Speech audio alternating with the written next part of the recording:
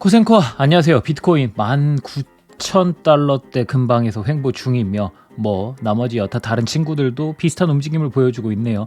과거의 사이클을 보았을 때 항상 보여주었던 1년간의 하락장, 작년 11월 고점을 찍었으니 이제 슬슬 1년이 다 되어 갑니다. 올해 연말 이러한 하락의 끝을 볼 수 있을까요?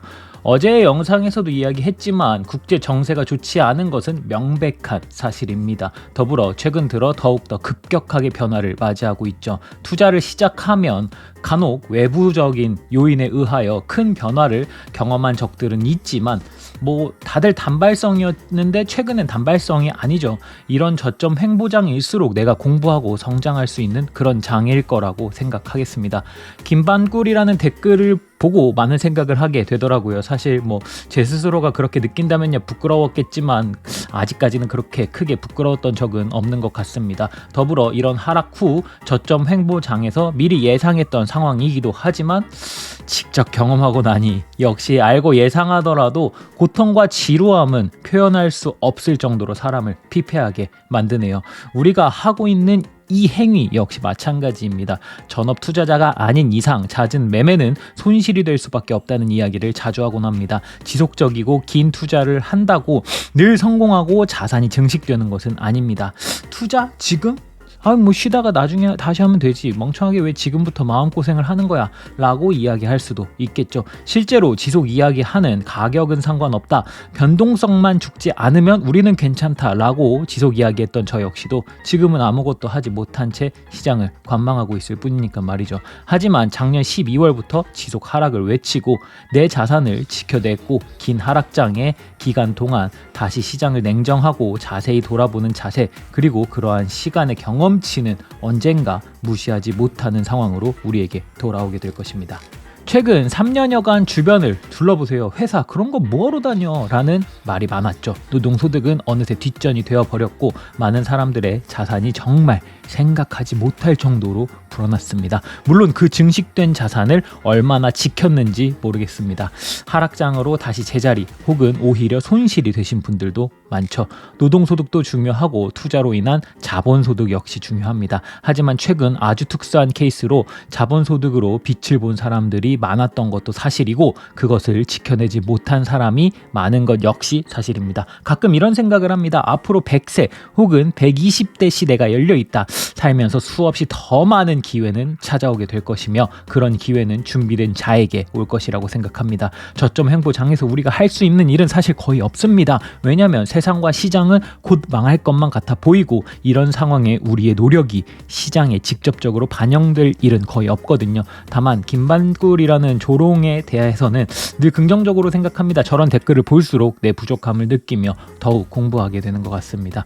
내 경제 공부, 크립토 공부가 당장 시장에 변화를 줄 수는 없겠죠. 하지만 앞으로 남은 나의 여생에서 한 번쯤은 추가로 다시 다가올 수 있는 이런 기회를 놓치지 않기 위해 어쩌면 한 번 이상 찾아올지도 모르는 그런 기회를 잡기 위해 더욱더 공부하게 되는 것 같네요. 지루함과 고통 그리고 이 모든 것을 이겨내는 인내심, 더불어 그렇게 할 수 있게 만든 결정적인 나의 결심과 나의 믿음, 분명 엄청난 경험치를 먹고 있는 상황이라고 생각합니다. 너무 꼰대 같았나요? 물론 운에 의하여 한 번의 벼락부자가 될 수 있지만 대다수 벼락거지로 다시 제자리 가는 모습을 너무 많이 보았습니다.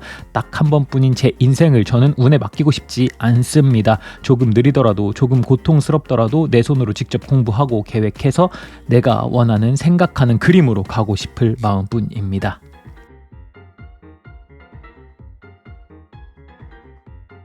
국제 정세는 정말 빠르게 변하고 있습니다. 사실 개인적으로는 금리 인상 역시 거의 막바지라는 생각을 조금은 합니다. 그대로 흘러가 주었으면 좋겠지만 어찌 될지는 봐야겠죠. 계속 이야기 드리는 최소 11월까지는 이런 지루한 장을 예상하고 있습니다. 하지만 예상치 못했던 사건들이 추가로 터질 수 있다고 생각합니다.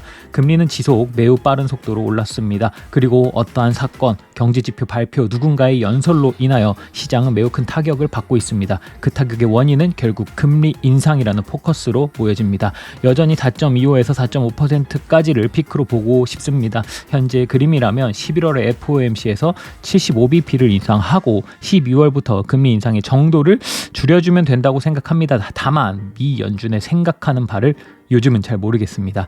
그들은 인플레이션을 잡기 위함을 목표로 하고 있고 여러 가지의 지표들을 보겠다라고 선언을 했죠. CPI, 코어 CPI, PC, 코어 CP 등등 사실 에너지나 여러 부분에서 긍정적이든 부정적인 이유든 가격이 잡혀가는 것을 보여주는 것이 사실입니다. 그리고 우리에게 남은 과제는 두 가지 정도가 아닐까 싶네요. 고용과 부동산. 한번 올라간 인건비는 쉽게 줄이기 힘들며 부동산 가격 역시 비슷하다고 봅니다. 쉘터와 렌트비는 여전히 높으며 이것이 실제로 피크가 찍힘을 보여주어야 코어 CPI 역시 피크를 찍지 않을까라는 생각을 강하게 하고 있습니다. 더불어 금리 인상을 시작한 지 어느덧 반년이 지난 지금 그런 움직임들을 이제는 보여주어야 하는 상황이 아닐까 싶습니다. 물론 여러 가지 변수도 있습니다. 미국은 강력하게 금리 인상을 하고 양적 긴축을 진행하고 있습니다. 급박한 영국과 독일 쪽은 그 반대패를 슬슬 꺼내 들어야 하나라는 생각을 하고 있는 상황이죠. 계속 이야기 드렸듯 미국은 현재 시험대에 올라가 있는 상황이라고 생각합니다.